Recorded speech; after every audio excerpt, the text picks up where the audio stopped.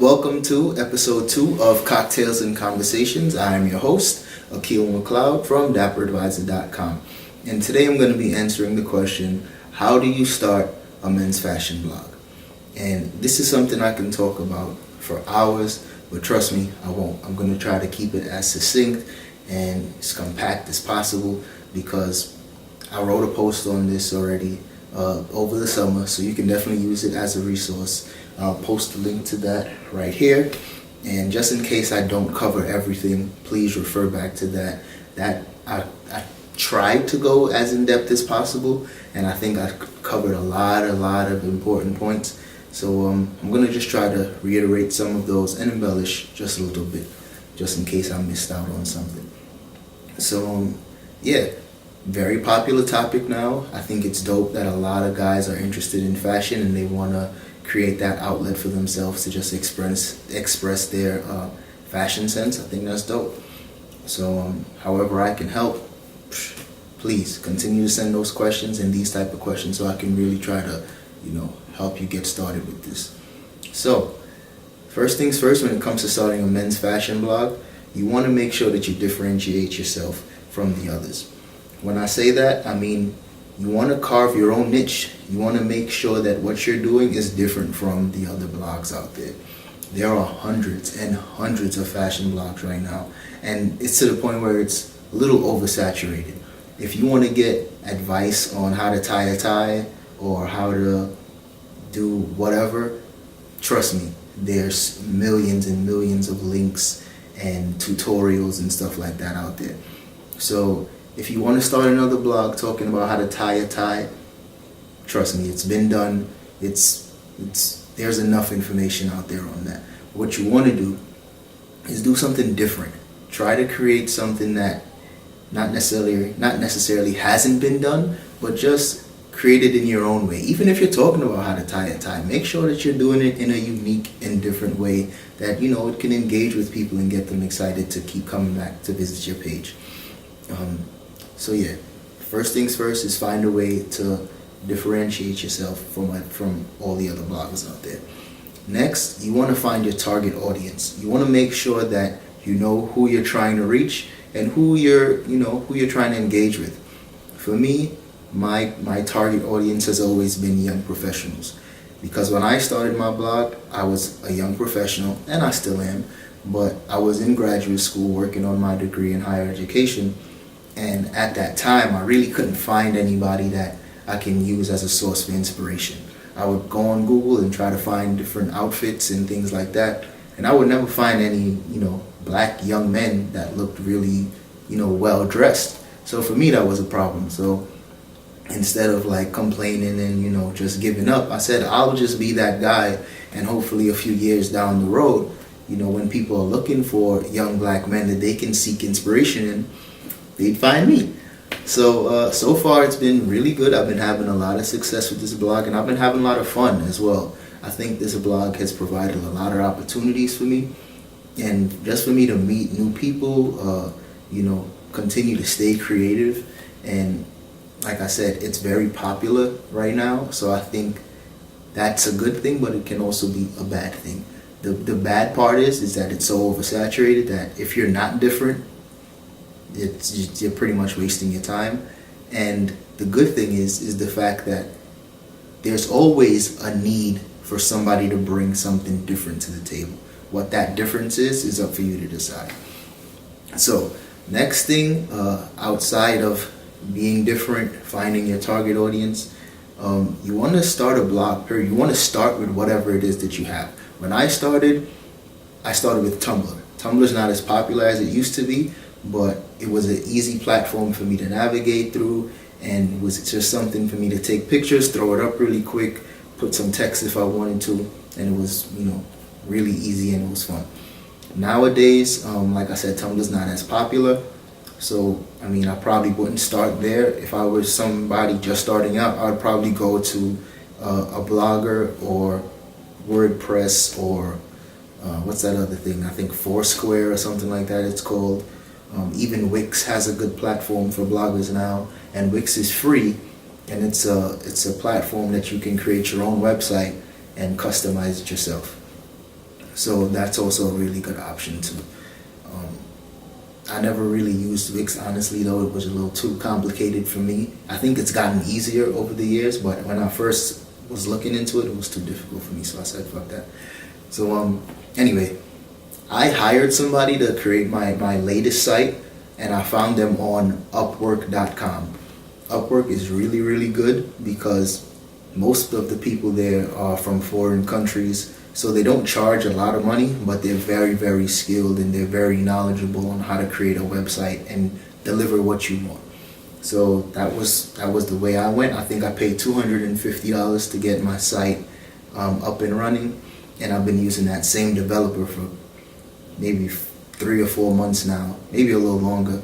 So I've eventually paid more money than just the initial $250, but it was a great investment, and it's it made it possible for me to continue blogging at a higher level as opposed to just using a very traditional free template that everybody has, because I wanted a custom site. Next thing is, you want to make sure that you're building a brand. You don't want to just work with any and everybody that wants to work with you. You want to make sure that you're really intentional about the content and the quality of your work. You want to make sure that whatever it is that you're putting out is quality. And when I say that, I think I say the word quality often. So when I say quality, I mean something that you'd be proud of, let's say 6 months from now. Even if you're only doing 1 blog post a week, as opposed to trying to make 5 to 6 posts every week, which is a lot of work. I probably wouldn't even suggest doing that unless you have the time. But if you're doing 1 post a week, make sure it's a quality post and it keeps your readers engaged and excited to come back to your website. Because like I said, there are so many blogs out there that it's hard to keep people's attention. You already know nowadays everybody got Instagram, they say our attention span, this generation's attention span is like 6 seconds or something like that. Maybe it's even shorter now, who knows. Shit, half of you probably stop watching this video because I'm probably talking too much, but whatever. I'm sure there's somebody on the other end that's really needing this information. So next, outside of making sure that you're treating your blog as a brand, you also want to make sure that you're not compromising the integrity of what you're doing. A lot of times, and I'm speaking from experience, when I first started blogging, brands reached out to me and they would want to give me some socks, they'd want to give me a bow tie, and I'd be like, oh sure, hell yeah, give me the free stuff. Then when I get it, I'm just like, damn, I don't even wear bow ties. Damn, these socks is whack. I'm about to take pictures of some socks. And I just wanted to do that because I wanted to align myself with other brands so people could take me serious. So I mean, now looking back in retrospect, I kind of regret it. But I mean, if I can give some advice now, thinking back in retrospect, I would say only work with brands that really reflect what your brand and what your blog represents. Also, another really, really good tip is to make sure that you build a team, or at least surround yourself with like-minded people, because blogging is a very it's time-consuming, and at times you might just want to feel like fuck it and give up. Trust me, there was times, I think there was a period between 2014 and 2015 where I just stopped blogging completely for about 6 or 7 months because I just felt uninspired. And blogging will definitely happen to you throughout the course of your journey. So you want to surround yourself with people that can keep you motivated, keep you inspired, and keep those creative juices flowing. So definitely form a team. As of right now, my team is myself and my girlfriend, and we are making magic happen right now. It's amazing the type of stuff we're able to do and the content that I'm able to put out with her help. So create a team. Even if it's one other person, do that. But if it's just you, one-man show, go ahead and do it, and do what you can with what you have. If you don't have someone to take your pictures for you, use a tripod. If you can't afford a good camera. Like you see everybody on Instagram with these the 6D or the 5D or the 1D, all this shit, whatever. Buy a cheap camera, make it work. My first camera was a little flip camera, and it was like, I think it was a gift, so I don't know how much it was, but it definitely wasn't a high quality camera, but it was, it did the trick. It gave me the tools to get started, and I think that's one of the biggest things a lot of people don't do. They might have a camera and they might say, oh, it's not good enough, and I'll just wait until I get a better camera. Or they might say, oh, I don't have someone to take my pictures, so I just don't do them. I mean, if you want to blog, trust me, you're going to have to find ways to keep yourself inspired. I had to drink to that. So the next thing what you want to do is, once you have something going and you feel like you finally found your niche, stay consistent.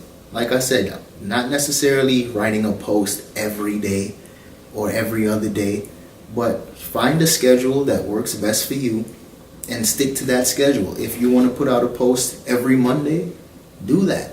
But make sure that you find a time and you build some consistency. That way your readers and your followers have something to look forward to. Because like I said, it's so much competition out there that in order for you to really stand out and to keep people's attention, you have to be consistent. You have to be at least in the back of people's mind. That way they can at least remember, oh yeah, let me check out this blog and see what's going on with his page, or let me go click on the link really quick and see what's going on. And if they go to your site 2 or 3 times and nothing's changed and you didn't write a post in over 2 weeks, forget it. It's over. Trust me. There's been times where I've been 2-3 weeks without posting, and I've seen my numbers drop, and it's the reality of this generation. So, like I said, I can talk about this for hours, but I'm gonna post the link right here, and follow me at Dapper Advisor. I'll post that link right here. Well, I won't post a link, but I'll have my Instagram tag right here, and send me your questions, and I'll do my best to create a video and put it out as soon as possible so I can answer those questions for you, and continue to use me as a resource. I've been doing this for a while now, and I'm not as successful as I would like to be, but I mean, I'm pretty knowledgeable on these type of things, and I do a lot of research.